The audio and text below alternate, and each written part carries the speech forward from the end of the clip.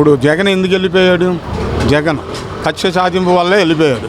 అదే పని వీళ్ళు చేస్తే ఆడికి ఈడికి తేడా ఉండదు. వీళ్ళకి వీళ్ళు కూడా ఫ్యూచర్లో ఇబ్బంది పడతారు. కరెక్ట్గా వీళ్ళు పరిపాలిస్తే అన్నీ బాగుంటాయి.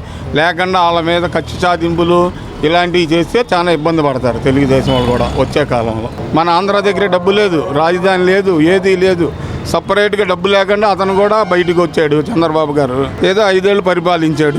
తర్వాత ఇతను 5 ఏళ్ళు కూడా డబ్బు ఎక్కడ ఉంది? తెలంగాణకు వచ్చినంత రెవెన్యూ మన ఆంధ్రాకు ఉంటుంది తక్కువ. వాళ్ళకి అన్ని డెవలప్మెంట్ అయ్యి ఉంది, మనకి తక్కువ. ఆ ఉన్న డబ్బుతోనే నడిపారు, అప్పులు చేశారు. ఇద్దరు అప్పులు చేయాల్సిందే, ఇతను అప్పులు చేయాల్సిందే. అంటే ఖజానానేమో ఖాళీగా ఉంది, సూపర్ 6 మాత్రం అమలు చేస్తా ఉంటున్నారు. ఖాళీగానే ఉంటుంది ఖజానా. మరి ఇన్ని పథకాలు ఇస్తే ఖాళీ ఉంటుంది. మరి సూపర్ 6 అంటే అతనికంటే ఎక్కువ ఇస్తాను అంటున్నాడు. అది గతంలో జగన్ గారు 99% అమలు పరిచారు మేనిఫెస్టోలో ఉన్న హామీలన్నీ అని కూడా చెప్పారు. అయినా మాకు ప్రజల్లో వ్యతిరేకత లేదు, చంద్రబాబు ఎక్కువ పథకాలు చెప్పడం వల్లే గెలిచారు అని చెప్పేసి అంటున్నారు. దాని మీద అంటే మార్పు కోరుకుంటారండి. ఇప్పుడు ఒక్కళ్ళని పద్దాక గెలిపిస్తే భయం ఉండదని ఒకసారి వాళ్ళని ఒకసారి వీళ్ళని కోరుకుంటారు. అందులో ఆయన సీనియర్ కదా చంద్రబాబు, ఆయన ఏమైనా చేయగలడని ఒక నమ్మకం ఉంది. మొన్నే వచ్చింది కదా ప్రభుత్వం, ఇంకా ఒక్కొక్కటి రావాలి కదా అలాగే. అప్పుడే మనం కరెక్ట్గా చెప్పలేము. కాదు ఆయన చేస్తాడని నమ్మకం, సీనియరిటీ ఉంది కాబట్టి ఆయన చేస్తాడని నమ్మకం జనాల్లో ఉంది. చేస్తాడు కూడా, ఎందుకంటే కేంద్ర ప్రభుత్వం అండ ఉంది. రాష్ట్రంలో ఖజానామేమో ఖాళీ అయిపోయింది అంటున్నారు, కానీ సూపర్ 6 పథకాలు ఇస్తామని అంటున్నారు అని చెప్పేసి ఆరోపిస్తున్నారు సార్. ఖజానా అయిపోయిందని మరి అందరూ వాళ్ళు ఇచ్చారు, వీళ్ళు ఇచ్చారు. ఇప్పుడు వాళ్ళు నేను పనికి వెళ్తాను అనుకోండి, అతని మీద ఇతను రూపాయి ఎక్కువ ఇస్తే ఈ పనికి వెళ్తా. అలాగే వాళ్ళు ఓట్లు వేసారు కాబట్టి ఇస్తూ ఉంటారు, అది మామూలే. ఎవరు ఇప్పుడు 75 రూపాయలు పెన్షన్ ఉండేది ఎన్టీ రామారావు ఉన్నప్పుడు. మరి ఆ 75 రూపాయలు ఇచ్చారు. ఆ ఖర్చులు పెరుగుతున్నాయి, ఒకళ్ళు పెంచుకుంటూ వస్తున్నారు. అవన్నీ మామూలే. 99% మేనిఫెస్టోలో ఉన్న హామీలన్నీ ఇచ్చాము, ప్రజల్లో మాకు వ్యతిరేకత లేదు, చంద్రబాబు ఎక్కువ పథకాలు చెప్పాడు కాబట్టి ఓట్లు అడ్డుపడ్డాయని జగన్ గారు అంటున్నారు కదండి. దాని మీద 99% పథకాలు ఇస్తే 151 సీట్లు 11 సీట్లకు ఎలా పడిపోతాయి? కనీసం 60-70 సీట్లైనా రావాలి కదా. ఏం పథకాలు చేశారంట? అంటే ప్రజల్లో అప్పులు చేసేసి రాష్ట్రాన్ని నాశనం చేసేసాడు. అభివృద్ధి లేదు. డబ్బులు పనిచేస్తే జనాలు సోమరిపోతులు అవుతున్నప్పుడు ఏమీ లేదు. ఇప్పుడు తెలుగుదేశంలో అయినా సరే అన్ని పథకాలు ఇవ్వకూడదు. ఏదో విద్యా వైద్యం ఇచ్చి అన్ని పథకాలు తీసేస్తే బాగుంటుంది. జగన్ గారు ఓటమికి ప్రజల వ్యతిరేకతే కారణం అంటారా? ప్రజల వ్యతిరేకతే కారణం? వ్యతిరేకతే కారణం. ఎందుకనన్నా? ఉపాధి అవకాశాలు లేకుండా ఎంతసేపు పథకాలు ఇస్తే మిగిలిన డబ్బులు పని ఎక్కడ దొరుకుతుంది? దానివల్ల వ్యతిరేకత. ఏది ఎస్సీ ఎస్టీ బీసీ మైనార్టీలు అంటే మిగిలిన మనుషులు కదా, అందరూ మనుషులే కదా, అందరిని చూడాలి కదా లెక్కలో. మిగిలిన కులాల్లో కూడా పేదలు ఉంటారు, వాళ్ళని చూడాలి. నా ఎస్సీ నా బీసీ నా మైనార్టీ అంటే కాదుగా. అభివృద్ధి లేదంటారా గత 5 ఏళ్లలో? అభివృద్ధి అనేదే లేదు. డబ్బులు తెచ్చి సగం తిన్నారు, సగం పంచారు. ఫైనల్గా పవన్ కళ్యాణ్ గారి గురించి అడిగితే ఏం చెప్తారు సార్? పవన్ కళ్యాణ్ కూడా బాగానే చేస్తున్నాడు. కూటమి ప్రభుత్వం మొత్తం బాగానే చేస్తుంది. అంటే ఆయన గతంలో అధికారంలో లేనప్పుడే, ఒక ఎమ్మెల్యే కూడా లేనప్పుడే కౌలు రైతులకి 30 కోట్ల రూపాయలు సొంత డబ్బులు ఖర్చు పెట్టుకుని సేవ చేశారు. ఇప్పుడు అధికారంలోకి వచ్చారు కదా సార్, ఎలా ఉండబోతుంది అంటారు 5 ఏళ్ళలో పనితీరు? కానీ బాగానే చేస్తున్నారు వాళ్ళకున్న అవకాశాలను బట్టి. త్వరలో ఇంకా సంపద సృష్టిస్తే ఇంకా చేస్తారు. అప్పులు లేకుండా చేయాలి ఏదైనా సరే. అప్పులు తెస్తే ఇంకా రాష్ట్రం మీద అప్పులు గొప్ప తప్పితే ఇంకేం మిగులుద్ది.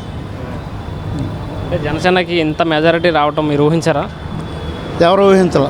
జనసేనకి కానీ తెలుగుదేశం కానీ ఇంత మెజారిటీ వస్తుందని ఎవరు ఊహించలే. జగన్ కనీసం ఒక 50-60 సీట్లు వస్తాయి అనుకున్నారు, కానీ అందరూ మరీ ఘోరంగా పోయాడు. అంటే ప్రజల్లో చైతన్యం వల్లే పవన్ కళ్యాణ్ గారికి 100% స్ట్రైక్ రేట్ వచ్చిందంటారా, లేకపోతే జగన్ మీద వ్యతిరేకత వల్ల? జగన్ వ్యతిరేకత, ఈ కూటమి పక్షాలన్నీ ఏకదాటి మీద ఉండి ఓట్లు వేయబట్టి అందరికీ వచ్చింది మెజారిటీ. తెలుగుదేశంకైనా సరే, జనసేనకైనా సరే, బీజేపీకైనా సరే ఒకరి ఓటు ఇంకొకరు ట్రాన్స్ఫర్ అవ్వబట్టి అంత మెజారిటీ వచ్చింది. కొంచెం లేట్గానైనా చేస్తాడు, చేసే విజన్ ఉన్న వ్యక్తి ఆయన చేస్తాడైనా. ప్రస్తుతానికి ఇప్పుడే కాబట్టి గవర్నమెంట్ ఫామ్ అయింది, కొంచెం వ్యవస్థలన్నీ గాడిలో పడాలి. అని గాడిలో పడితే ఒక్కొక్కటి వనరులు వచ్చే మార్గాల్లో చూసుకోవాలి. ఆ వనరుల ద్వారా వచ్చే ఆదాయాన్ని పథకాల మీద పెట్టాలి. అలా చేసే వ్యక్తి, అప్పులు తెచ్చి పథకాలు చేసే వ్యక్తి కాదు. లక్షల కోట్లు తెచ్చిపెట్టి కొంచెం నిదానమే ప్రధానం. టైం తీసుకుంటుంది గవర్నమెంట్. 1.5 year అయినా టైం తీసుకోవాలి. వ్యవస్థలన్నీ గాలిలో పడితేనే కానీ ఎంత ఆదాయం ఏంటి, దాని ఆదాయం వచ్చేదాని మీద పెట్టాలి. అంటే జగన్ గారు రాష్ట్రంలోని అప్పుల పాలు చేశారు.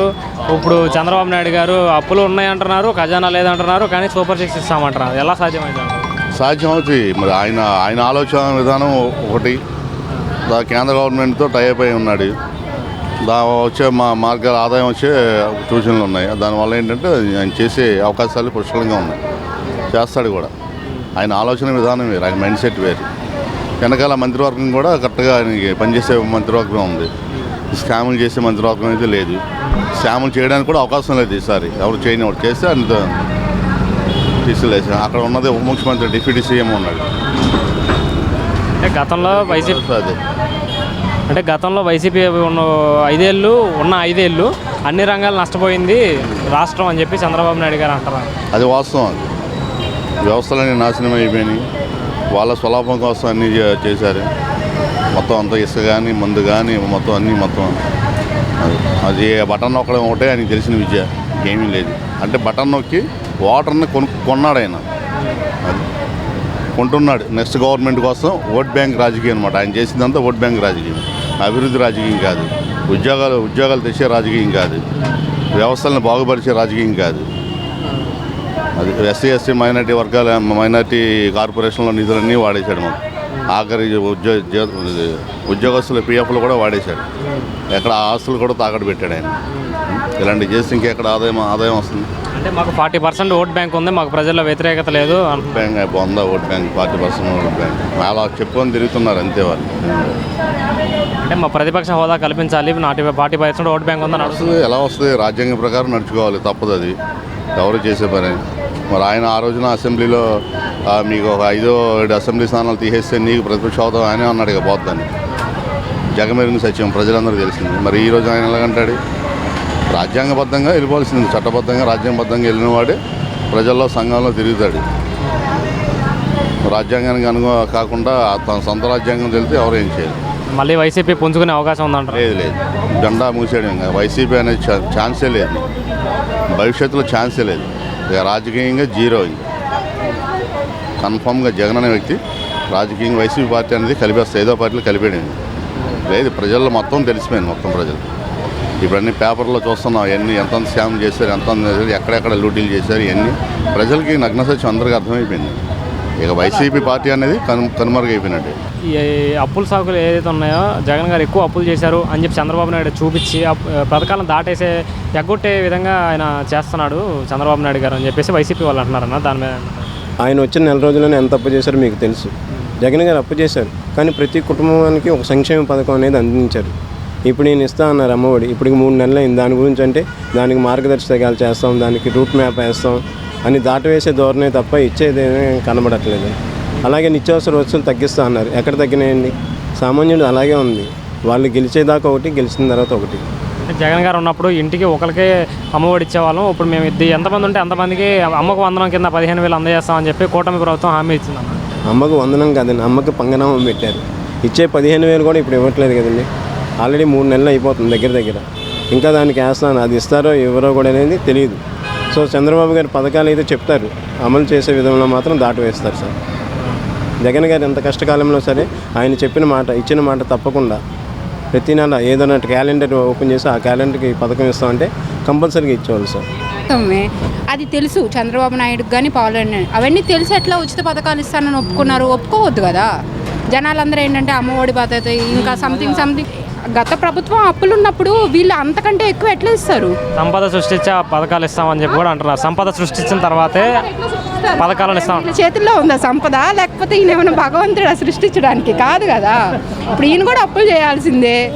లేకపోతే ఈయన సొంత డబ్బు అయితే ఎవరు ఇప్పుడు జగన్ సొంత డబ్బు ఖర్చు పెట్టలా, అట్లా అయినా ఈయన కూడా సొంత డబ్బు ఖర్చు పెట్టాడు కదా. నార్మల్గా ఏంటంటే గెలవడం కోసం జగను అట్లానే మాట్లాడాడు, చంద్రబాబు ఇంతే మాట్లాడతారు. జనాలు ఏంటంటే టోటల్గా పిచ్చోళ్ళు అంతే. కాకపోతే ఏంటంటే జగను ఏదో చేయడంలో లోటుపాటు ఉండటం వల్ల ఈ చంద్రబాబు గెలిచాడు. చూడాలి మరి. ఇక మొన్నటి వరకు అమ్మఒడి అన్నారు, ఇప్పుడు ఏమంటున్నారు? అంటే తల్లికి వందనం కింద ప్రతి ఇంట్లో ఎంతమంది పిల్లలు ఉంటే అంతమందికి 15,000 చొప్పున ఇస్తాము అని అన్నారు కదా. ఒకసారి వేసిన తర్వాత వేసారని ఒప్పుకుంటాం మేము కూడా. ఏదైనా సరే ఇప్పుడు జగన్ నాకు పడ్డాయి కాబట్టి పడ్డాయని ఒప్పుకుంటున్నా. అంతేగాని మొత్తం ఒకటేనండి. ఎవరు ఎక్కువ ఎవరు తక్కువ ఏం కాదు. ఎవరు వాళ్ళ డబ్బులు అయితే తీసి ఖర్చు పెట్టరు. ఏదైనా సరే జనం డబ్బు ప్లస్ ఏంటంటే గవర్నమెంట్ అప్పులు తీసుకుంటారు. అన్నీ ఏదో కోట్లు అప్పు చేశారంటున్నారు. మరి అన్ని అప్పు ఉందని చంద్రబాబు ఆయనకు తెలుసు కూడా మరి ఎట్లా పథకాలు ఇస్తారు ఇప్పుడు? ఆయనకంటే ఇంకా డబుల్ చెప్తున్నారు పథకాలు. నెల నెల 1500 వేస్తా అంటున్నారు. ఎంతమంది ఉంటే అంతమందికి వేస్తా అంటున్నారు. ఇంకా అవన్నీ జరగనియండి. జనాలకు కూడా తెలుసు అది. ఇంకా రుణమాఫీ అనేది లేదు. ఎందుకంటే అవన్నీ జరగవు. జగన్ గారు 99% మేనిఫెస్టోని అమలు చేసినా కానీ ఓడిపోయాము. ప్రజల్లో మాకు వ్యతిరేకత లేదు, కానీ చంద్రబాబు ఎక్కువ పథకాలు ఇచ్చాడు కాబట్టి గెలిచారండి. కూటమి కాబట్టి ఆయన సింగల్గా వచ్చాడు. ఈయన కూటమి ముగ్గురు కలిసి వచ్చారు. ఒకళ్ళు ఎదురు బెదురు పడితే ఏంటనే తెలిసిద్ది. వీళ్ళు ముగ్గురు కలిసి వచ్చారు, ఆయన సింగల్ కదా.